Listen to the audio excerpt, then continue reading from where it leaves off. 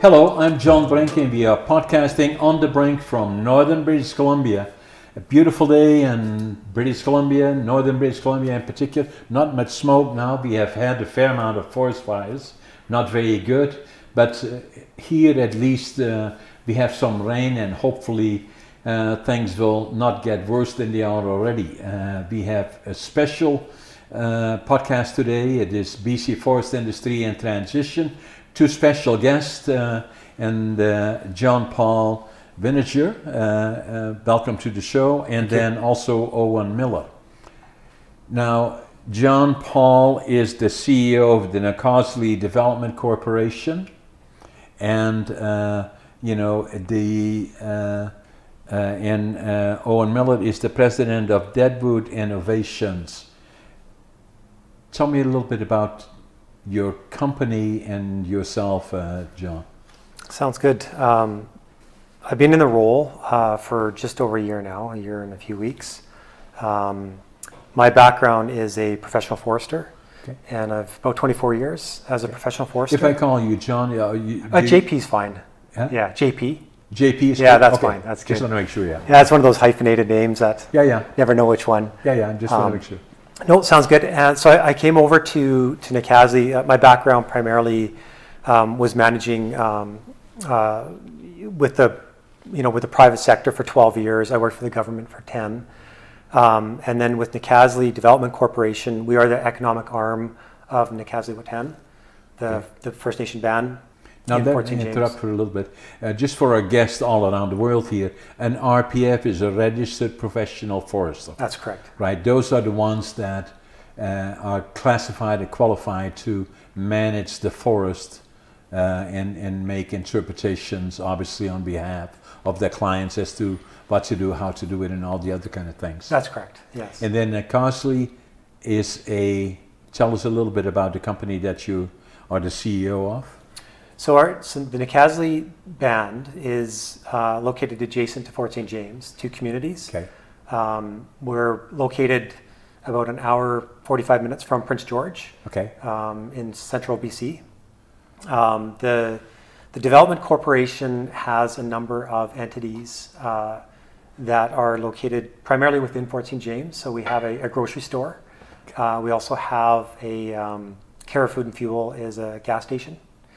And we also are an equity owner in the bioplant in Fort St. James. Bioenergy? Bioenergy, yeah, it's a 40 megawatt plant that burns biomass and produces electricity. And biomass is what? We use mill residual, so we use hog fuel and sawdust. And we complement with bush grind, so material that is residual in the forest from harvesting, and then we grind that up, bring it in and burn it. That's very good, right?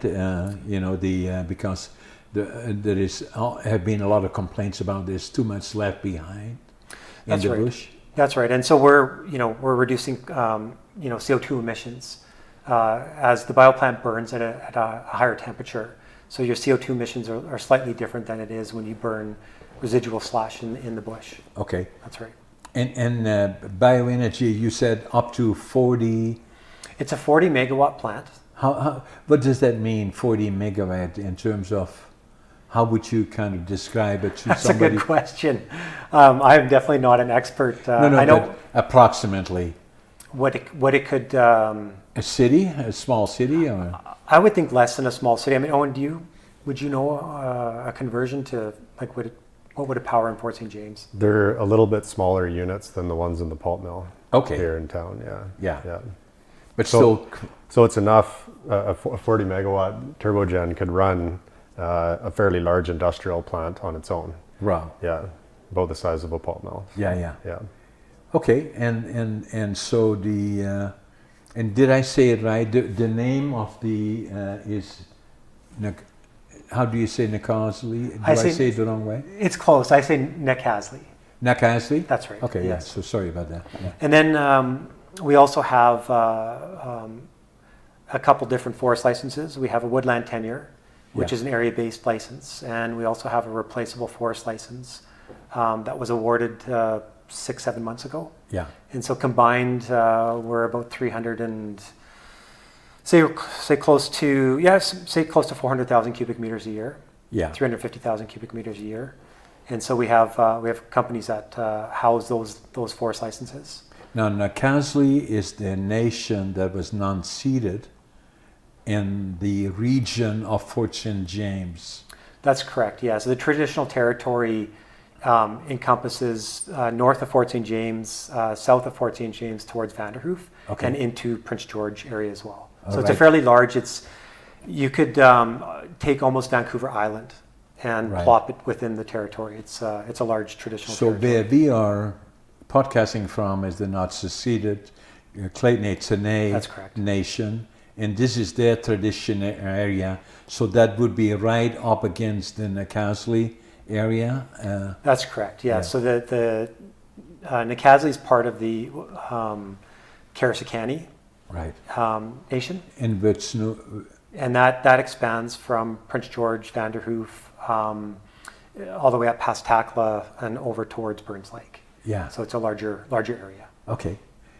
A lot has changed, right? And with the First Nations, they become much more involved in obviously forest industry in a way, and getting allocations of timber or their timber rights, and obviously part of hiring management to manage that at the best of their ability. You got hired as the registered professional forester for that purpose, but also looking at the economic viability of doing other things along it. That's correct. I originally came over about a year and a half ago to Casley as their woodlands manager to manage their forest licenses. And then within about 4 or 5 months, I went to the Development Corporation to oversee those operations. So I do less day-to-day forestry matters. I do have a resource manager and a few consultants that help us on the strategic engagement with our licensee partners as well. Right. So my role is fairly heavily into the resource sector, but not at once as it was in forestry. Yeah, because now you're the CEO of a group that goes That's far correct. beyond that, right? That's right. And going further and further all the time. So where were you before? You're originally from... Way back when, I went to school at UBC down in Vancouver. Okay. From there, I moved to Merritt for a few years, working as a consultant. I've lived in a variety of different places within BC, and ended up in Fort St. James about 23 years ago. Working mainly for the forest industry? It's always been, yes, it's Yeah. always been the forest sector. Yes. Yeah. And so I've done the private sector, I've done the public sector with the government, and then now doing, as their woods manager a year and a half ago in the First Nation sector, Indigenous forestry. Right. So what makes that interesting is because you're together with Owen Miller, who is the president of Deadwood Innovation, and which is interesting because and our guests probably have been watching our table here, with a lot of the products that came from your operations, and we'll talk about that in a minute. But just wanted to get to know a little bit more about you and your background, Owen. Yeah, so I mean, I could have listened to you guys all afternoon. I'm not a forestry professional. I know very little. I think you're being modest. No, I have no problems admitting that. I'm learning every day. So I spent my career in oil and gas. Okay. So I grew up in Fort St. James. Amazing. Yeah. You were born there? Or? No, I was born here, but Okay. I spent my entire childhood in Fort St. James.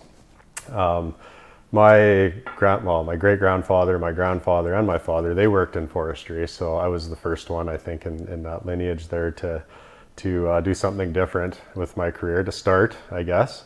I kind of came full circle, on my way to coming full circle back into forestry. But no, it's I've surrounded myself with people that do know forestry, and they know it remarkably well.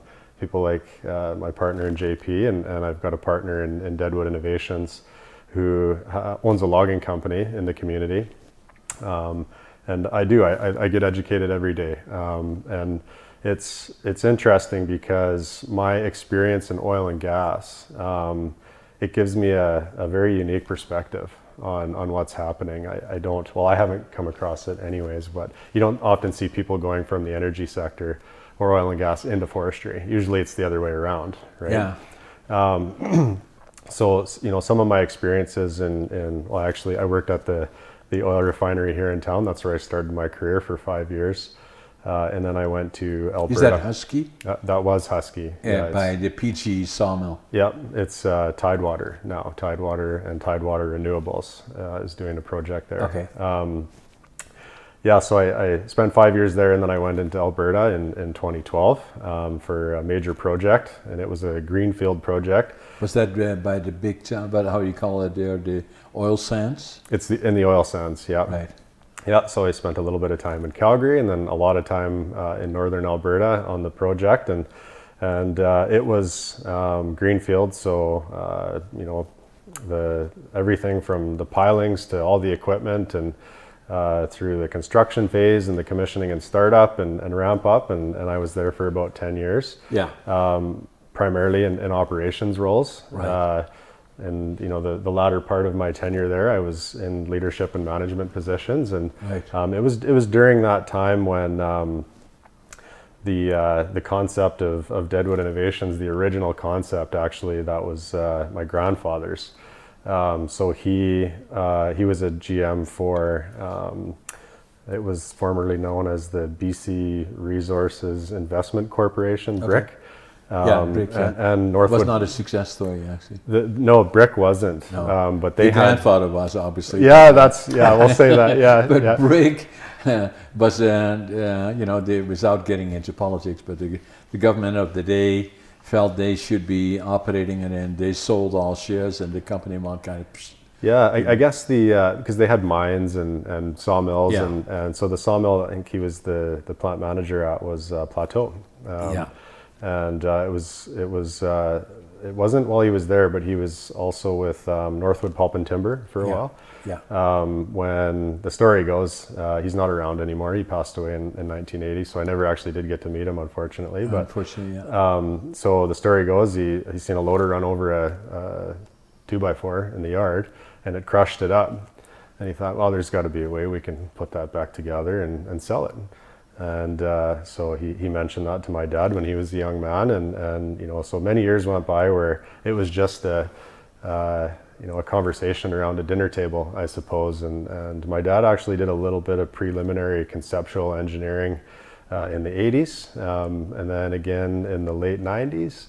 But a big part of innovation is timing, right? Yeah.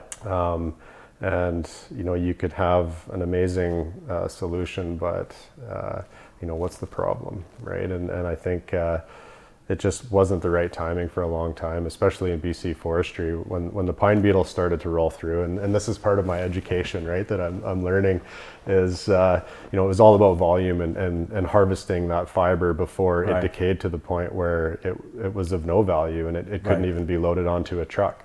Right. So if you had an idea, if you had a potential innovative product or technology at that time, it would have been difficult to develop into a project, Yeah. right? Because that's not where the focus was. And I think the forest industry as a whole, from what I can tell, it's been largely about expedience of profit, right? And not a lot of foresight into, well, what do we do when there's a rapid decline in high quality fiber? Yeah. And that's really for us and what we've done by taking the concept and proving it and developing it, and to the point where we are now, where we're actually looking for customers. And we can circle back to talking more about the project itself, but it was really the story was about timing. So the original concept in the late 70s, and nothing being done for many years until it was basically catastrophe in forestry, right? And how I relate it to oil and gas, and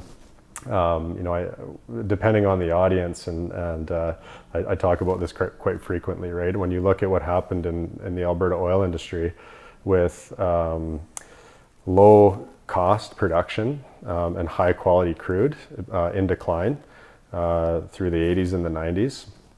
The strategic response by the industry was new technology to unlock the lower quality resource, right? So if you look, so the project I was on and the plant I was at, we extracted heavy oil, so bitumen, from 150 meters below the surface, Yeah. and using steam. And so if you compare that to conventional production, which is lower cost and a higher quality crude typically, they figured it out, right? And it was a combination of factors. I'm not sure exactly which government mechanisms supported the commercial adaptation of new technologies, and what types of grants and rebates were available. I don't know, but at the end of the day, they did it. And now, oil, the oil sands in general, it's predominantly in situ SAGD extraction. 80% of that low quality crude is extracted from below the surface using SAGD. Yeah. So, and the parallel to forestry, and this is why I always, whenever we talk about the availability of fiber, to me, it's not a fiber problem. There's lots of fiber out there. It's just not a green sawlog that everybody's chasing, right? So, if you have a solution that adds value to anything that is not a green sawlog, I think you've got a real solution. Right. And then you have to demonstrate that it's scalable and people are willing to pay, obviously, right, with the customers. So, yeah. I like that. So and for you to be relatively new to the forest industry, your logic certainly fits it in terms of that, we have very, very good fiber, and it's not, the question is not, we don't have enough fiber for making the products that we want to make, and so therefore the economy is going down and the mills are closing and all the other kind of things. There is more to it than that, so I'll give you a little bit of my background. I was born in Holland in 1940, so it makes me right now nearly 83 years young and not old. Yeah. And so my grandfather was a master carpenter, and I kind of admired all the things that he had made, although I never got to know him. He died when he was unfortunately in his early 40s, but sometimes when I go to Holland, I still look at the things that he built in the churches and all that kind of stuff. That's kind of carpeting that he did. And then my dad managed a small lumber company, and so the culture that I grew up in is to respect wood, and I got trained at a fairly young age around lumber. I always knew that would be my career, my dream of being involved in the lumber. And I grew up in the culture that you wouldn't step on a piece of lumber. There's a piece of lumber laid in the yard, you wouldn't step on it. You wouldn't dare to do that. My dad saw that you got a big boot in the behind you. We'll never do that again. I still have always felt that way. And then, the other thing that I did is I was born during the war years, and we were liberated by the Canadian Army in April the 12th, 1945. And I always knew from that point forward, I wanted to go to Canada, the land of my heroes.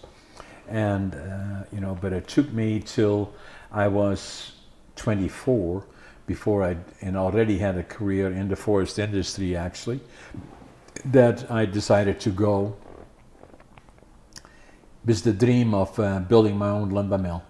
I wanted to start with nothing, so I left Holland with a suitcase, 2 sets of clothes, 3 books, and a few other odds and ends in a suitcase, and I left Amsterdam with $150. And then when I couldn't speak the language, I didn't know a soul, and I didn't have a job, but I had the dream of building a lumber mill. And so when I came to Vancouver, I went to the immigration office, and there was a German fellow there, and I talked to him. I told him, but I could speak no English, but I spoke some German. So I told him what I wanted to do. He said, go to Prince George, July 1965. That's where they built pulp mills and lumber mills. That's where the future is. So I went to Prince George. When I came off the bus here, the 3 blocks away from here. I had in my pocket $25.47, and but what I did have is attitude, always stay positive, avoid the negative, passion, develop something that you really like to do, and then work ethic, and what follows, if you have that, is success. So from there, then I started working in the mills, and first as a cleaner man, then lumber pilot, and all the other things. The thing that happened fairly quickly to me is that when I started working in one of the larger mills here in Prince George, I could not believe the amount of fiber that went up the burner conveyor. Unbelievable.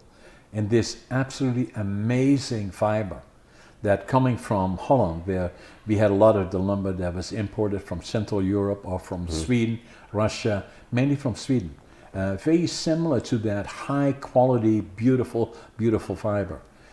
And all of it would go, half the tree would go up the burner. And I didn't see that respect that I had learned to develop around lumber. You wouldn't even step on a piece of lumber, and that didn't seem to be there. It seemed to be the land of plenty already.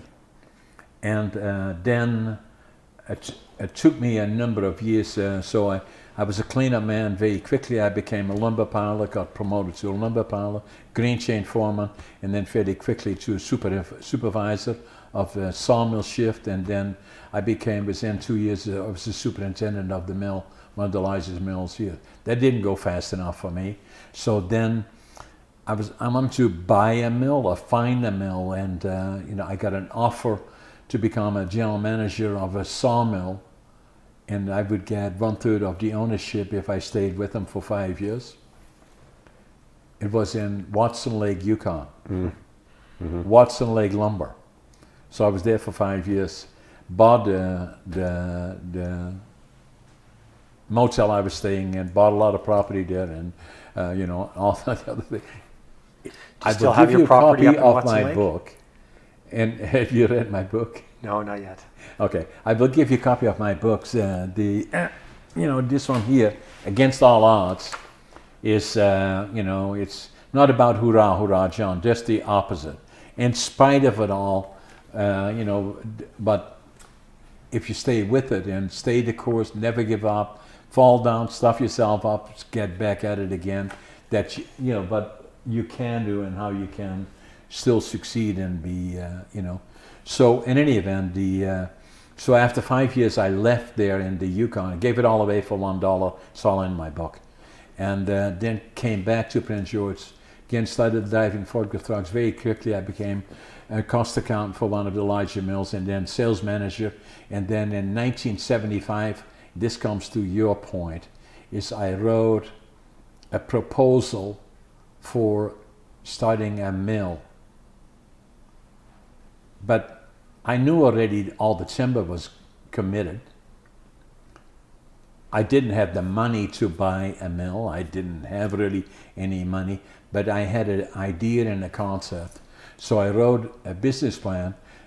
My guys around our operation and my key individuals, I refer to it also in the book, is they still know my business plan. They still say I still follow my business plan from 1975 even today.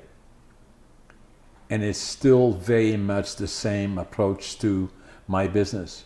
And so it became obvious to me that if I wanted to start in the business, I couldn't afford a sawmill. That is not going to happen. I wouldn't be able to get any timber.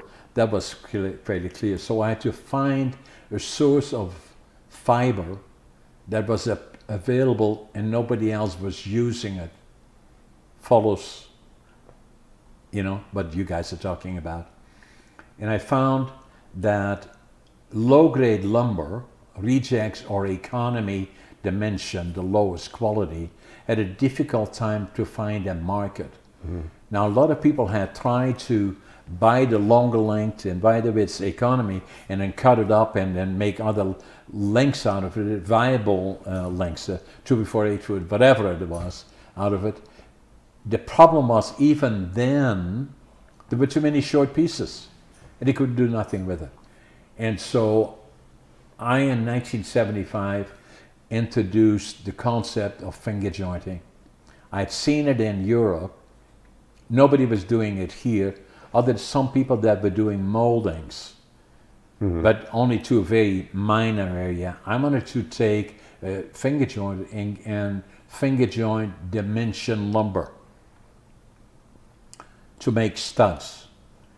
That became the key to my operation in 1975, and then subsequently became one of the largest finger jointing plants, well, in North America, really, you know, and a lot of other people try to do the same, but it was not always successful because major mills, their mindset is not around gluing together short pieces, but they were making the 2x4 culture, I call it, dimension lumber. More 2x4s, 2x4s, 2x4s, and then find other places around the world where you sell them. And that economy became one that went up and down and through all the difficult periods, including right now. But what I always found and always worked on is right from the time I was young, I could see what they could do with the wood if they had the right quality, like what we imported from Sweden and the other places in Europe. And I saw them manufacturing here, but everything went into what I call spaghetti, more 2x4s, you know, 2x4s, 2x4s, and you know, you kind of push it into the marketplace if they want it or not, right? And I never could quite understand, why don't we do more with that amazing, beautiful fiber? And even up to that point in the 1990s already, I started to organize the value-added sector throughout the province of British Columbia. And it was the BC Council Value-Added Wood Processors, 8 associations. I was the founding president. Still don't know how I ever put it together, because there are 800 different companies and they're all so independent and entrepreneurial, but somehow we brought them together to get up to 20% of the annual allowable cut in the province of British Columbia was designated to value-added manufacturers to stimulate people that had different ideas in value-added manufacturing, same thing that we are talking about here, you know, and the government then was supporting it. Subsequently, a whole lot of mills started up, and then late 80s, mainly in the early 90s, there were value-added manufacturers. In the region of northern BC alone, we had 50 secondary manufacturers of different descriptions, and around the province up to 800 different companies. Mm-hmm. And we had one. Yeah. Right, with Flow Forest products. Yeah. Yes. Absolutely. And so, but then through politics it was changed, and today where we are with value-added manufacturers, you know, there is probably 75% of them have disappeared, and then in northern BC we maybe have a half a dozen left or so. You are one of them in a way with what you guys are doing, and then we are still here, but for the rest there's very few left, and I say that you know, even with the dimension, and I'm not being critical of government, I'm simply saying that the forest policy in the province of British Columbia is to have tenure, renewable forest licenses, but that is mainly making dimension lumber, and there is no access really for anybody that wants to do more with the lumber. There's no incentive because access to fiber is so difficult. And what I've been saying, and still even today, you know, working with government, saying how can we stimulate more investment and further manufacturing of value-added manufacturing with this beautiful fiber that we have. We have no shortage of fiber, but we have is, you know, making dimension lumber out of it that goes through all the ups and downs of the market, gets us into creating businesses that do not have continuity in the marketplace, because all of a sudden the market slows down, and then all of a sudden prices go down. Obviously, if you look back now in the last number of years, we had pine beetle, that where most of the lodgepole pine, had to be pretty much harvested, otherwise it would all decay. The same with spruce beetle, and then Douglas fir, that has substantially reduced the annual allowable cut from as high as 90 million cubic meters annually to the average of about 60 million cubic meters, to where it is now to around 40, and likely going as low as 30 million cubic meters. Which meant a lot of sawmills that we've known as traditional sawmills have shut down, and there's not enough fiber around. And then between that and secondary manufacturers disappearing, so we have a real challenge as communities. Fort St. James is no exception. Fraser Lake, Prince George, Chetwynd, Fort St. John, Smithers, Houston, Burns Lake, Quesnel, Williams Lake, where a lot of the sawmills have disappeared, up to 45 of them, and there probably will be another half a dozen that will go down. And so there has been, so where do we go is the question of government now, and of industry, is where can we go to take this beautiful fiber and attract investments that is not all related to the to-before culture, but makes new products for new markets. Mm-hmm. And that's really the direction that I believe we have to go. But that gives you a bit of the background that I've had. I've always been very proactive in that. I've always been involved in, with value-added manufacturers as the president of the BC Council Value-Added Wood Processors. Then the Woodworks Initiative was another one that I was the founding chair of in the mid-90s. That said, hey guys, we are inviting all these people from around the world to come down here to buy our lumber for what they're doing wherever they are. And as soon as they come off the airport in the 90s and 80s, you know what's the first impression they got when they got to the airport? How come you're not using any lumber? That is changing, but it still can go further than that. And then at the same time, now obviously what we are saying with all the jobs that are being lost because of secondary manufacturing and primary, what can we do to stimulate getting more investment and more jobs in the primary sector, which the cost of fiber is too high and the revenue of 2x4s is too low, that those companies are not viable right now, and value-added manufacturers don't have access to the fiber. And to find that new policy direction is the challenge that governments have, communities have. We just saw recently further layoffs, on the primary sector in Vanderhoof, is saying what else can we do to do more. Brink has had an operation in value-added manufacturing in Houston. We had to put it on hold. I call that pausing, waiting for fiber. Not for products to sell. We have no problem with that, but we have no access to the fiber. So the industry very much is in transition, hence, and that's why I think it is unique to have both of you here, is that you're doing something that is different than is normally looked at now as an industry that is dominated by the primary sector. I think one of the key things, and I'll just jump in for a second, you can jump in and fill in. We looked at, what opportunities are available, right? And we talked about policy changes in BC. One of the ones of recent was for, tenure reallocation back to Indigenous communities, right? For a secure fiber supply. And when we look at, our partnership, and we'll talk a little bit about, I wasn't involved in the beginning. That was my predecessor, or maybe even two predecessors back. when you first approached Casley on this idea. But when you look at these policy changes, I think we're also looking at what opportunities are available with not looking at traditional fiber supply. Correct. Right. So when we look at residual fiber supply, we look at what's in. You mentioned in the past, the amount of material that was burnt, right? That came out of when you're producing a 2x4 and it goes into beehive burners. And I think we've come a long way.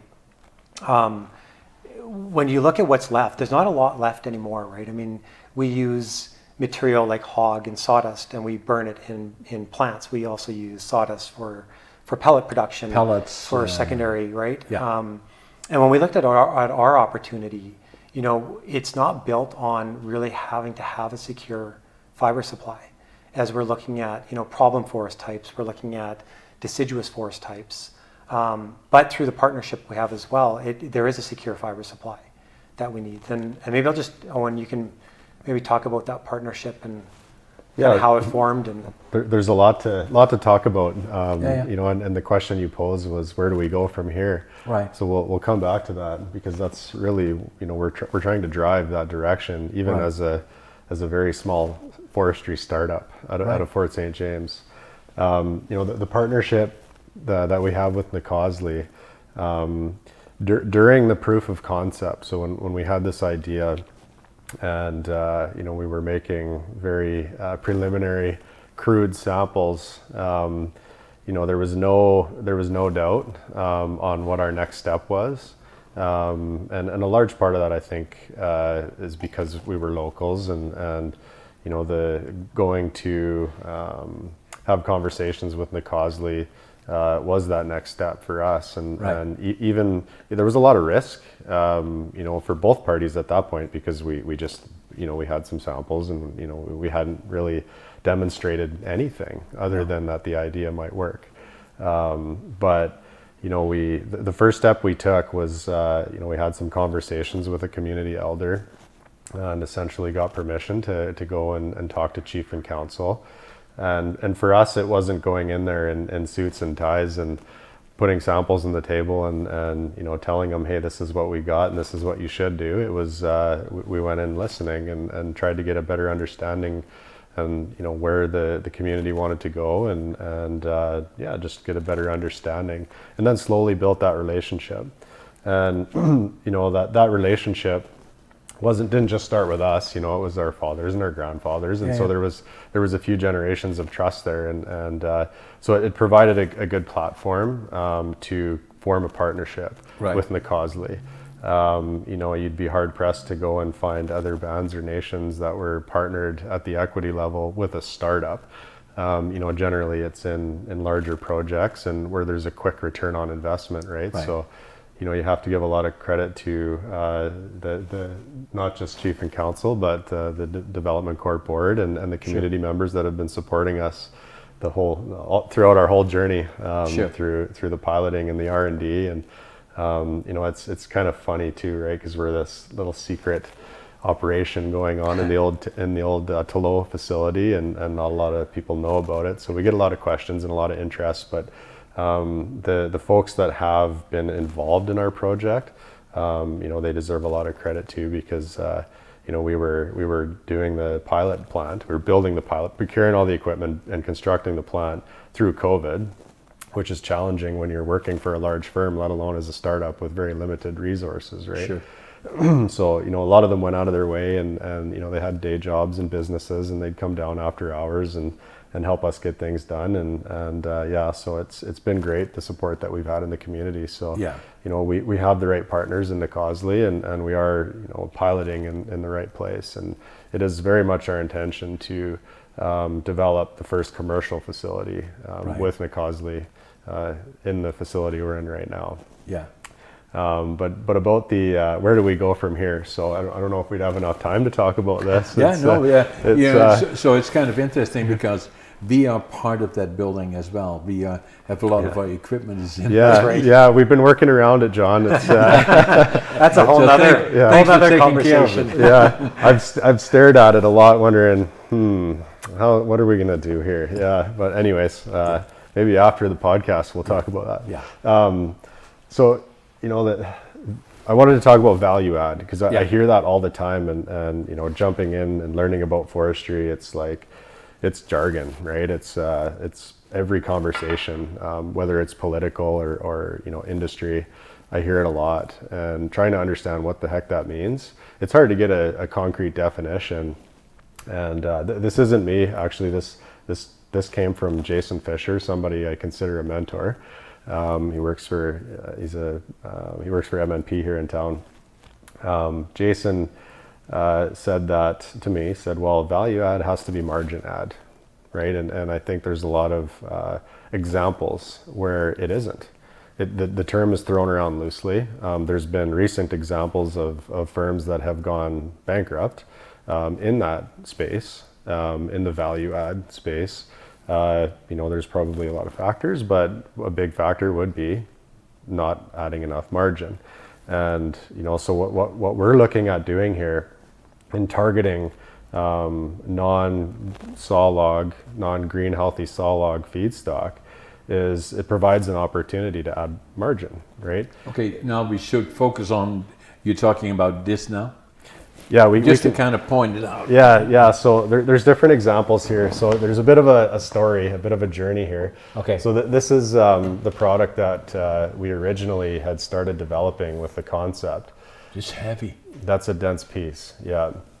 So that was beetle kill spruce. Beetle spruce. Yeah. Strand board. So we designed our own machine that can strand a non-healthy log without shearing the fibers in length. So it'll take a tree and strand it without shearing it in length. So you're not dealing with short pieces. Wow. So that concept and that product was actually the original pilot plant design was to do that. And then through the operational phase of the pilot, and this is just the nature of research and development, is we had a bit of a eureka moment and realized that we didn't need to strand the tree. We could apply our technology to whole logs and lumber. Right. So just to demonstrate on a whole log that we've cross-sectioned up here, so we've treated it with our technology and then densified it on one end. Balsam with Heart rot. Yeah. balsam with hard rock. Yeah, so we've treated and densified just the short end here, and then cut it open to cross-section it, right, to show what chemically and what's happening at the molecular level inside the cellulose there. So that has now been applied to whole logs. So this is the piece that used to be, then you Yep. kind of prepared this piece here on the side and on top and bottom using your new approach to it, like what applies here.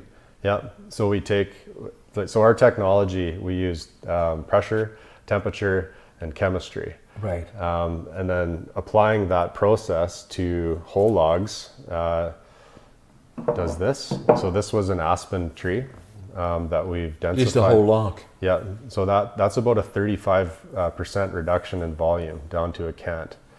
So now it unlocks opportunities. There's no more moisture in it. No, it's got a net reduction in moisture. So we lower the moisture equilibrium in fiber with the technology. So I'm in the lumber business, so I say it must have 20% to be considered to be SPF kiln dried. It should be below 20% moisture content. Yeah, we're taking them down to below 10. Yeah. Yeah. Amazing, eh? Yeah. So the key is what makes this, for me, this is heavy. It really isn't. It is the moisture is being reduced by an additional 10%, Yeah. at least. Yeah, yeah. So it's below what you'd normally see after kilning. Yeah. And after wrapping, and the lumber has been sitting in ambient conditions for a couple of weeks, seasoning, right? Has it become physically smaller too? Yeah, so that started as about a 6-inch tree. Yeah. Yeah. So and it is now less than 3 inch? It's about 3.5 by 3.5. Yeah, 3.5 by 3.5. Yeah. So that used to be 6 by 6. Well, 6 and 3, that means that it is round. Yeah. 6 inch, so it would have been more like this, right? Yep. And then it's a circumferential compression down into a cant. So you're taking a tapered cylinder and turning it into a square. Yeah. All along the length of the tree. And these two here are examples of spruce and pine. We don't know exactly which, if it's a spruce or a pine. But this was just. Oh my God. So that was burned recently in a fire just north of Fort St. James. Yeah. And we've treated it into a cant. So as we already can see, this came through the fire, you know. So I can even smell it, you know. So and this is what lodgepole pine. Pine, spruce, spruce pine. Spruce pine. Yeah. Yeah. Spruce pine. Yeah. Yeah. And then when you apply that same process to lumber, so this is interesting too. So I like that. this is aspen, an aspen board. So that's a rough cut thickness. So why does that feel so light? So we haven't treated this. This is a control sample to show. Okay. Yeah, what we do with it. Okay, and so now I see the difference. Yeah. So amazing. So this really used to be this. Yeah. So now it is like this, and I just want to make sure that everybody is kind of watching it here, you know. Unbelievable. So the way most materials and wood behave is when you increase the density, you increase the strength properties, right? So it's harder, it's stronger, proportionally to its reduction in thickness, right? And now stabilized in our process too. So I think a lot of listeners may notice when they purchase lumber off the shelf in Home Depot, even if it's the highest grade, you take it home and you bring it inside for your project, and it'll twist and cup and warp. Correct. And so our process stabilizes the fiber as well. So when you purchase a straight piece out of the facility, it stays that way. Yeah. So we call it reformation upgrading. So I stole that terminology from my oil and gas background, but we're reforming the fiber and upgrading it, because we're not targeting the green saw logs. See, what I find interesting about this is the whole point I'm trying to make in my mind, right from, you know, coming from Holland, and I wouldn't dare to step on a piece of lumber, because there is something about it that you simply don't do that. You know, you respect the fiber, and you know, and then at the same time to say, what else can we do?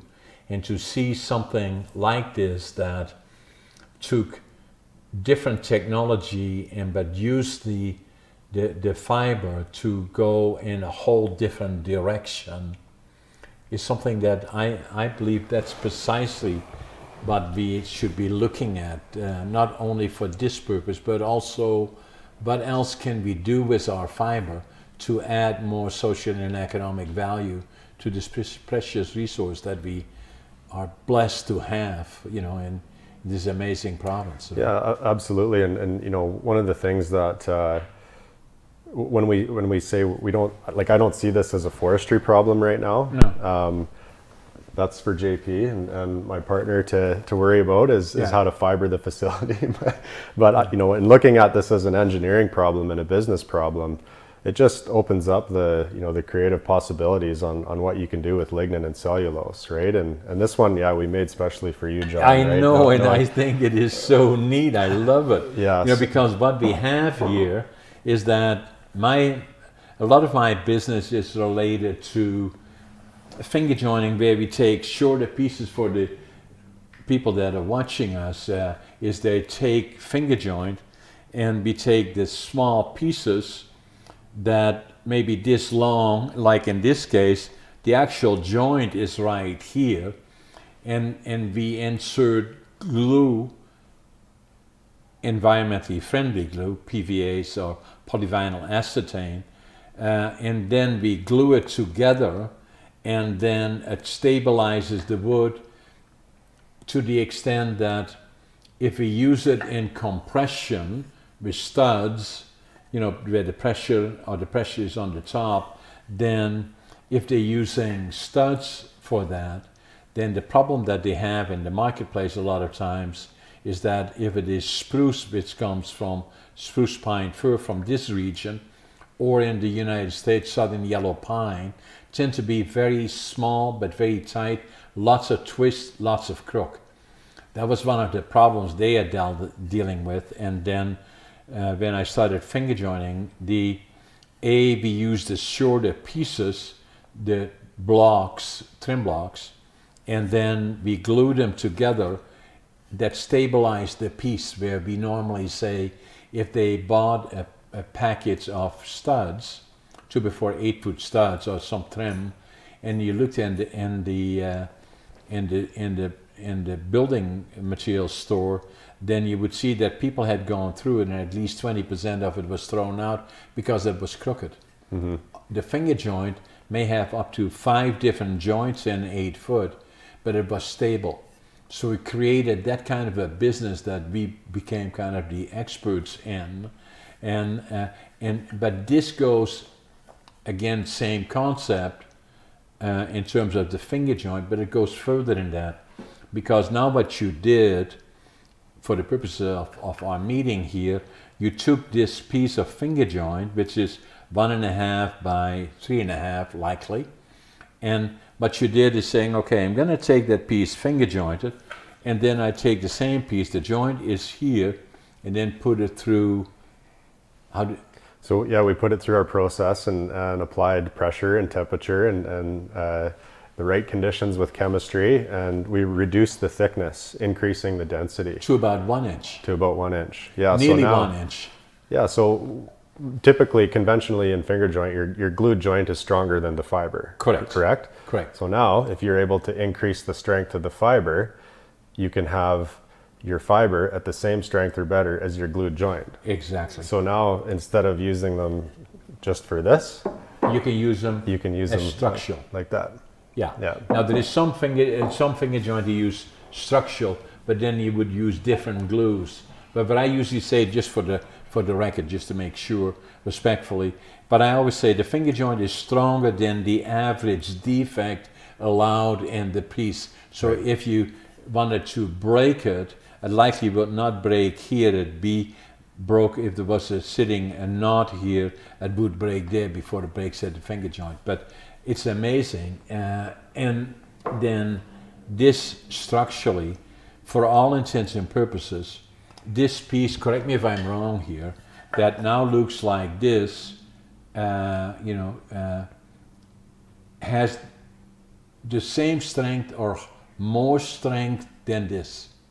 This piece will be, based on previous testing, in this reduction of thickness, about 130% stronger than this piece. And that is the point, right? Yeah. So there you have this, that by volume, it's probably could well be 30% less volume.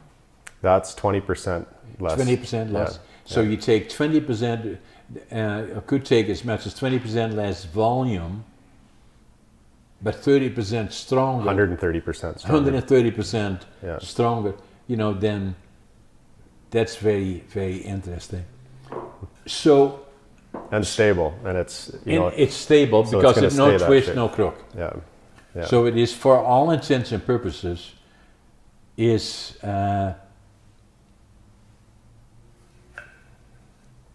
I can tell the gears are turning. Hey? This makes a ton of sense, Yeah. because now what you have is really a piece that all of a sudden becomes much more than a piece of 2x4 wood or whatever it is. It goes far beyond that in terms of structural where you can apply it. Mm-hmm. That in a number of other areas where it has numerous more benefits than just the fact that it is wood and the strength of it, but it has other benefits as well.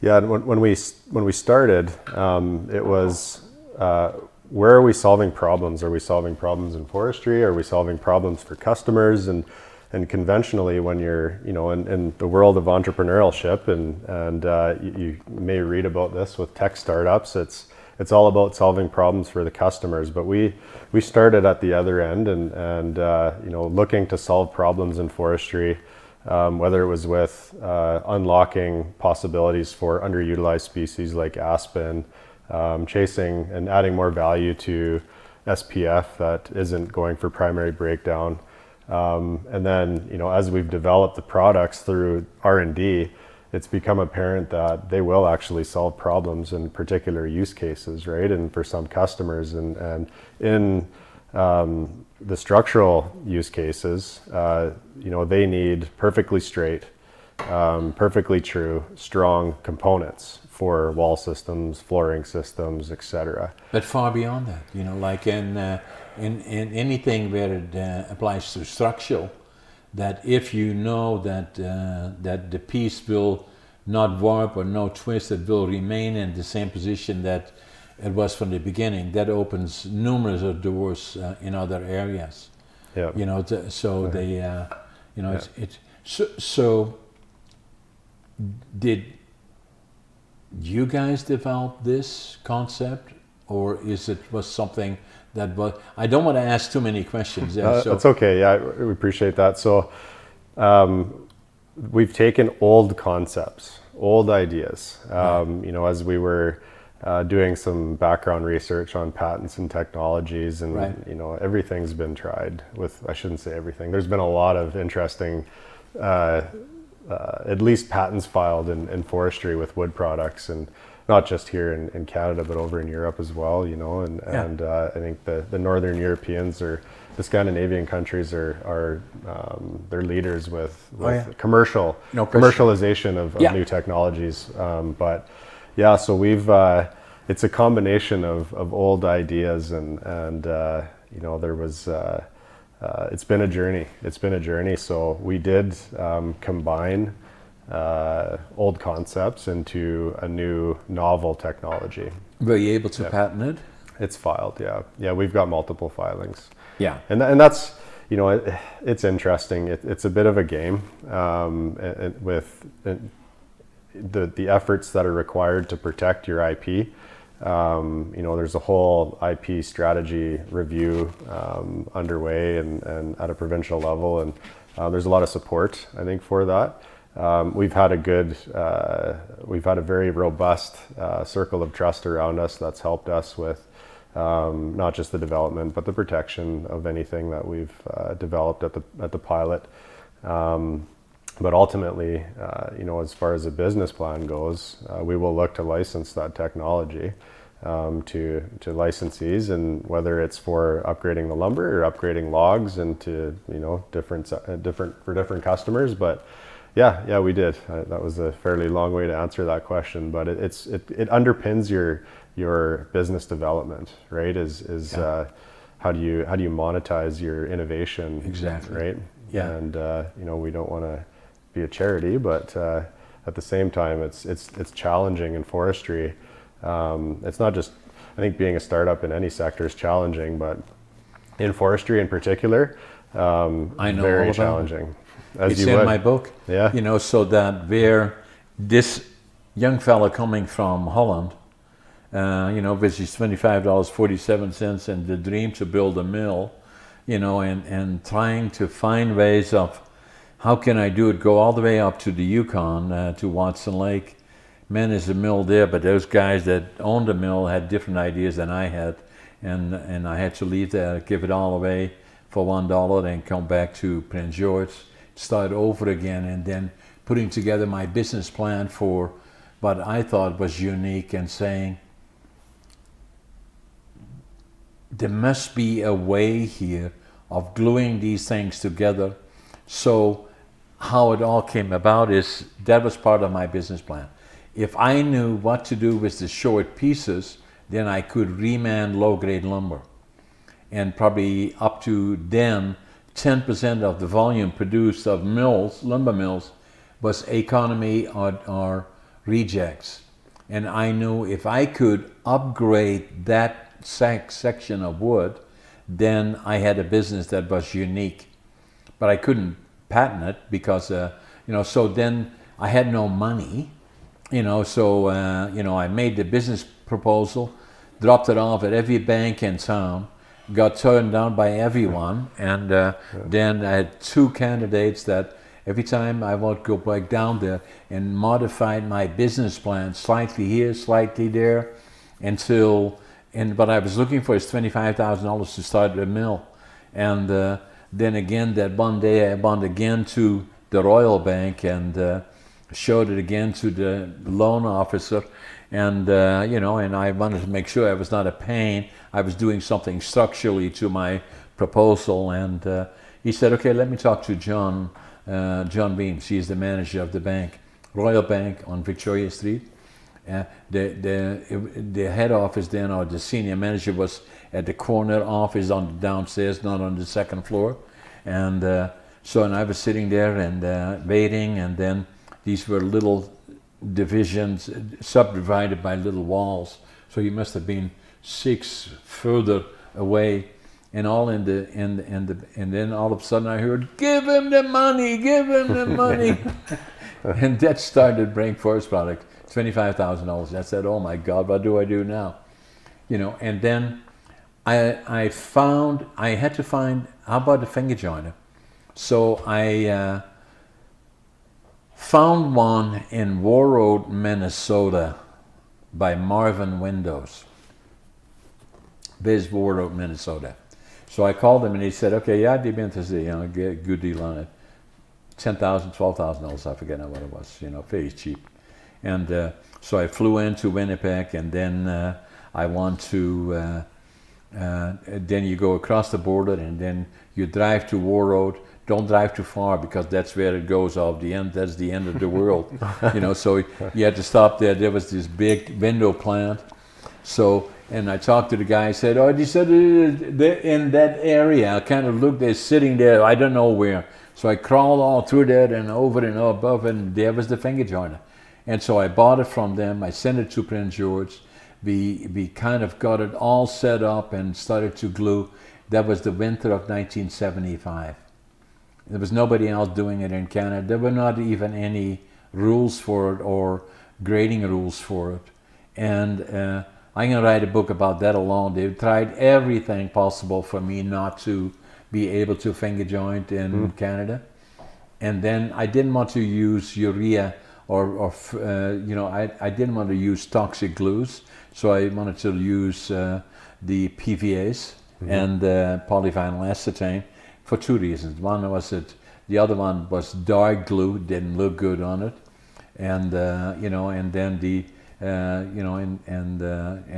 and there was a couple of plants in the United States that were finger joining, and they used the PVA. So in order for me to be able to penetrate the market, I would have to have something similar. Then every month I would fly into Dallas, Texas, and find a market in different areas, Arizona, Texas, and then gradually, little by little, I developed the market. But for me to get the grading rule alone, they tried everything for me not to get it. And then I brought in a grading agency from the States that got everybody off guard that I had a grading agency. And then the other thing that happened along the way 5-6 years later is that competition, somebody filed a complaint that's saying finger joint studs will not withstand a 1-hour fire. It will cave in before that. So therefore it should not be allowed to use as a stud. That could have put us out of business.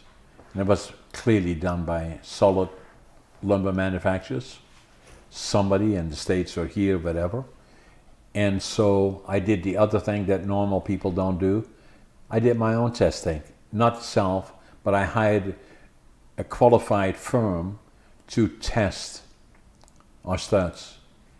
And I did it, I still have the movies of it, and exceeded the 1 hour. And that then allowed us to continue to do it. And those are just some of the smaller, but that's what it takes in some cases to succeed. But I like what you did here.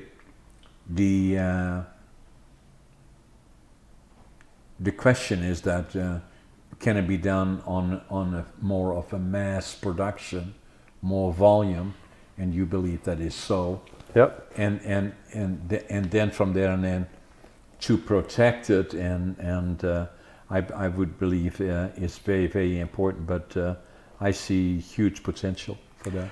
Yeah, we do too. That's why we're putting in all this effort, and it, it's a 10-year journey. I think if you look at a lot of other success stories with startups, and by the time you go from ideation or concept to growth or dominance in the market, it's 10 years, and we're 4 years in. I mean, the first 3 years are really slow when you're going through the conceptualization and development and unlocking government support for developing the product and doing the R&D. And we've been very successful with our government partnerships at the federal and the provincial level. They really believe in what we're doing as well. And so you're right, is scaling up. And when I said we took old concepts, a lot of those, I would say the heavy majority of these interesting innovations in forestry, they stall in the lab. Whether they're developed in academia or they're developed in industry, it's difficulty to push them out of the lab. So we've gone beyond the lab and into the pilot and showed even at pilot there's potential. But the techno-economic analysis is really important, right? And so you have to take the data that you've generated in the pilot, the operational data, the test results, and build a really robust model and put all that data into the model and show that, yes, it can be scaled up. And what is that sweet spot for the first commercial plant? Because if you get that first commercial plant built, then, from there, it going from 0 to 10 million in revenue is infinitely harder than going from 10 to 100 million in revenue, right? So no question about it. It's de-risking the technology and de-risking the economics to the point where you can confidently build that first plant, and then the engineers and the operators will take it from there. Yeah. And that's very much part of our strategy, is to get that first plant built and understand what your sensitivities are. And for us, it's all about finding customers right now, and fortunately we do have some solid partnerships in place, and there's boots on the ground all over the world looking for people, looking for customers that are interested in a novel wood product that solves problems for them, or driving the demand too. So, yeah. So, in all the time that I've been in business, and I think I'm fairly. I watched pretty much everything, but I totally missed out on this, that I had no idea what you guys were doing. And I say that partially because of, I've had people say to me, and some of the things that we do in as simple as finger jointing, but a whole different approach to our fiber, what can we do with and how do we do it, and saying you're way below the radar. And to become through that point where you're being noticed, and obviously already being noticed by government, and obviously now by us as a podcaster, we podcast right around the world, and the one thing that I'm proud of is our podcasting, and especially BC Forest Industry in Transition. This is to do with the world forestry being in transition just as much, and we were trying to find more podcasting, interesting topics. This is certainly one of them around the world that we can podcast from here, and we can do, although this is in person, which is unique, but we can also do it virtual. And we are a member of Podwatch, I believe that's the name of it. Correct me if I'm wrong, Scott. That is a podcasting organization around the world that has as many as Podmatch, Podmatch, and that has as many. I looked it up actually. As many as 12,000 podcasters around the world, and so we contacted them. We are a member of that group, and I believe Scott told me that we got as many as 150 requests for us to become podcasters on their podcasting, or they become part of us but what it also does, it watches a lot of the podcasting that happens. This one, I believe, will also automatically go through their organization, and that that they can contact us. We are, according to them, the top 5% worldwide podcasters, and that group of the top 5%. So we have a lot of people watching podcasting. Yeah, congratulations. Yeah, well, thank you. Yeah. We are very proud of that, and in particular of having this much interest around the world. But I love the presentation that you guys are made, and it's amazing. Any other things that come to mind? There's a lot. I mean, We could go for hours. we could, yeah. Whether it's forestry I or want to keep bringing you guys back because I think it is extreme, and I also compliment Casley really, for having the foresight of bringing people on board that obviously have the passion and the commitment like both JP and you do, Owen, and bringing those together with the community and the Casley people and their management to see and to take the courage to recognize entrepreneurship. It's something that is uniquely different, because if anybody knows how difficult it is to get it off the ground, that's me. And I'm gonna make sure that you get a book about it, but I see great potential here. I want to stay in touch. I like to stay in touch with you guys, and then keep you bringing you back as this evolves. But I know, at least in my mind, this be a big step of bringing you forward, and in a lot of areas where it will get exposure. Yeah, appreciate it. We do appreciate that. Wonderful. Thank you. Yeah. Thanks Okay. for having you. Yeah. Thanks, Thanks, guys. John. Appreciate it. Yeah. Thank you.